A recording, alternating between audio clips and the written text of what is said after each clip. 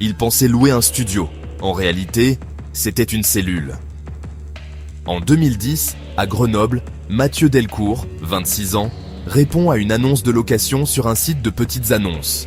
Un studio simple, pas cher, au 3e étage d'un immeuble ancien. Il signe le bail, emménage et envoie un message à ses parents. Installé. Endroit parfait, mais un peu bizarre. Pas de fenêtre. Après quelques jours, il ne donne plus de nouvelles. Le propriétaire dit qu'il est parti du jour au lendemain, laissant toutes ses affaires derrière lui. Le dossier est classé sans suite. En 2013, l'immeuble est vendu à un promoteur.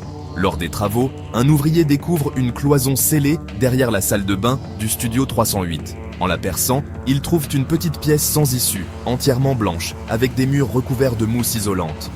Sur le sol, un matelas, une caméra fixée au plafond et une chaîne métallique accrochée à un anneau mural. Au centre, une chaise et sur le mur en face, gravé au couteau. Jour 187, il m'écoute dormir. L'analyse de la caméra révèle plus de 200 heures d'enregistrement.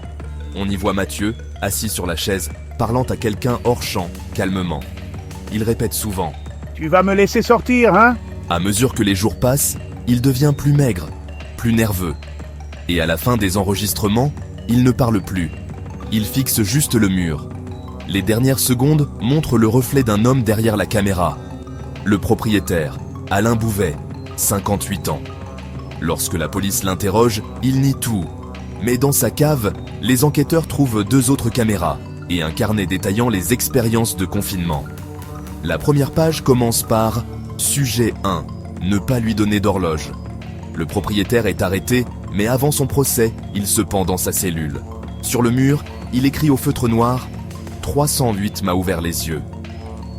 Abonne-toi à Crimissard pour plus d'histoires vraies et de mystères non résolus.